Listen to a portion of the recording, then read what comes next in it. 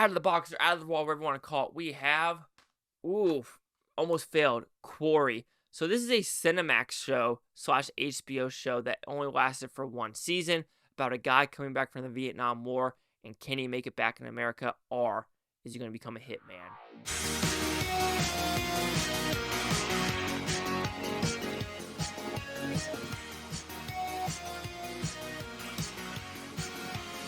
Chase, Lee Hockey here with the Blue Futon reviewing Quarry. So what's it about? Pretty simple premise. I kind of said in the intro a little bit too much, but anyway, this guy comes back from a Vietnam War, him and his buddy. The problem is, what happened in the Vietnam War? Are they war criminals? What is going on? Anyway, when they're in America now, they're having a hard time finding a job because, of course, one is black in America, 70s, not the greatest time. And then Vietnam, as well as, all the protests, the hippies out there, anti-war. So even though, it was worse for the black Americans coming back from Vietnam, a lot of people come back from Vietnam, it was just not a good time for them. However, like I said, no money. And now a guy's like, hey, I know you could kill in Vietnam. How about you be a hitman here? And one of them takes the jobs. However, he gets killed in the job, and now his friends got to find that $30K back and pay it back in these 8-ish episodes. So, to like this show, I thought it was a well-crafted show, even though I wish some characters were more fleshed out overall. I do think they expected to have a season 2. Unfortunately, this was a season 1 only thing, and so that might hinder my score a little bit, because like I said, there is some side characters I wish they would flesh out, like the main guy with the heroin, or his sidekick that looks like Josh Hartnett to an extent, or this gay guy that is a hitman who's pretty good at it and wants to get out of it and just be an arms dealer. Like, there is information like that and characters like that which I wish they fleshed out, and I think they had plans for them in season 2. However, we will never find out. Of course, this is a Cinemax show / HBO, so expect a lot of nudity, a lot of sex. So if you're uncomfortable with that around your parents, don't watch this show, because I'll say every other episode has something like that to it. When it comes to the violence, though, there is a very, very good shot in this show with a bus scene. I want to say it's episode 6 or 7. Blew me away. I want to know how the hell they did it. It's an indoor bus blow-up scene. Absolutely fantastic. Absolutely well shot. And that's the one thing I say about this violence in this movie, and what HBO / Cinemax does pretty well, especially with Strike Back, Game of Thrones, etc., is when there's violence and gore, they will go the extra mile to show the violence and gore, and I really dug that. Can you say that this had a little bit of melodrama to some of the characters?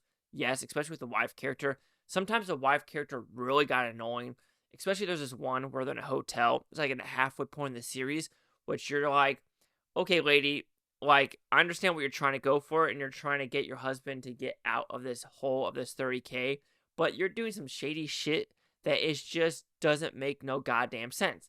Like, sure, you want to sell the house for $8K.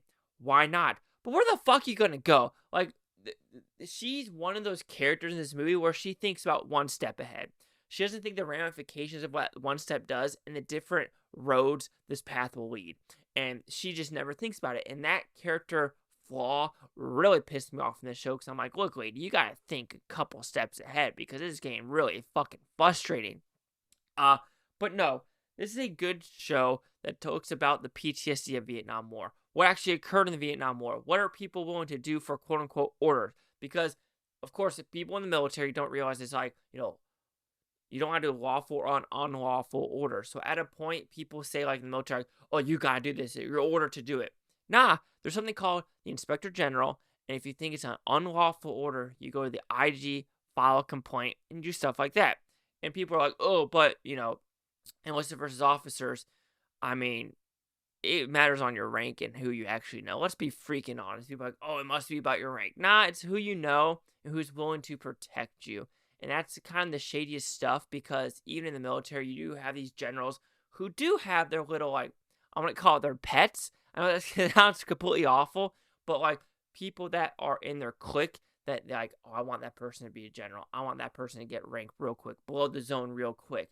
Then you have some people that are like, want to be good leaders, that are okay at their job, but are a really good people person, and they get left behind because they are not the stellar smart ones who get DG and shit like that. Yes, am I salty? Abso-freaking-lutely. But should I be? Yes, I should be. Anyway, Quarry. I think it's well acted. It's well written. It's well shot. I do like the Louisiana landscape of the swamp as well.